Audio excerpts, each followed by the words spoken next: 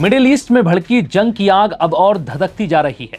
अमेरिकी और इजरायली हमले में अपने supreme leader Ayatollah Ali Khamenei को गंवाने के बाद अब झल्लाए ईरान ने पूरे मिडिल ईस्ट को इस जंग की आग में झोंक दिया है।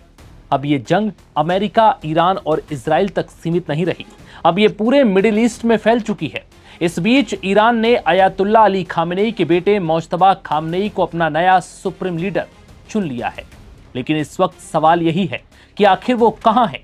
मोज्तबा खामनेई को लेकर कई तरह की अटकलें लगाई जा रही हैं। इजराइल की खुफिया एजेंसियों का मानना है कि मोज्तबा खामनेई इजराइल और अमेरिकी हमले में जख्मी हो गए हैं।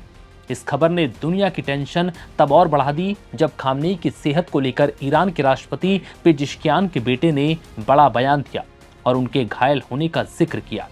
राष्ट्रपति मसूद पेजिशकियान के बेटे यूसुफ पेजिशकियान ने टेलीग्राम पर लिखा, मैंने मिस्टर मोज्तबा खामनेई के घायल होने की खबर सुनी। मैंने उन दोस्तों से पूछा जो मेरे संपर्क में थे।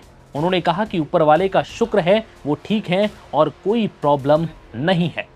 हालांकि उन्होंने उनकी सेहत को लेकर कोई खास जानकारी साझा नहीं की। जानकारी के मुताबिक मोज्तबा खामनेई लंबे समय से ईरान में एक सीक्रेट आदमी रहे हैं, लेकिन इस जंग में 28 फरवरी को उनके पिता अयातुल्ला अली खामनेई और पत्नी की इजरायली स्ट्राइक में मौत हो गई। इसी दिन से जंग की शुरुआत हुई।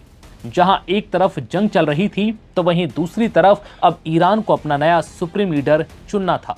इस बीच एक नाम निकलकर सामने आता है और वो है मोज्तबा खामनेई, जो अयातुल्ला अली खामनेई के बेटे हैं।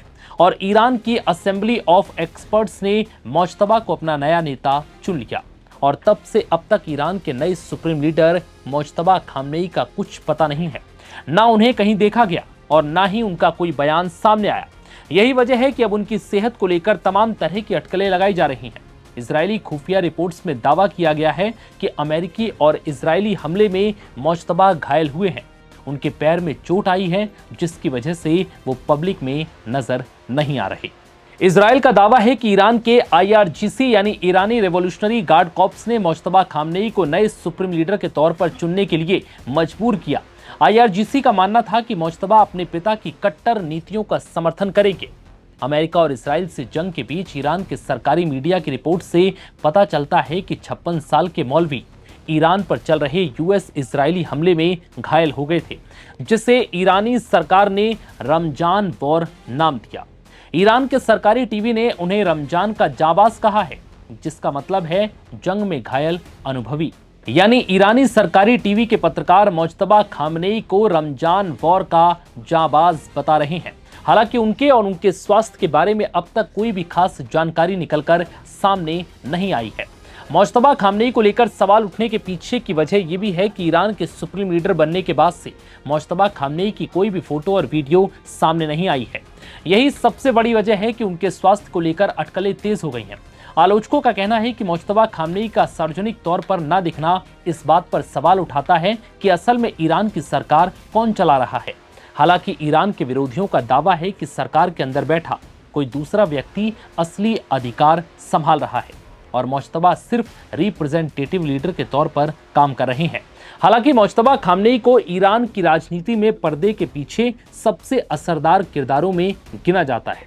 वो सीधे तौर पर किसी पद को नहीं संभालते, लेकिन एक्सपर्ट्स का कहना है कि राजनीति और सिक्योरिटी सिस्टम में उनकी मजबूत पैठ थी।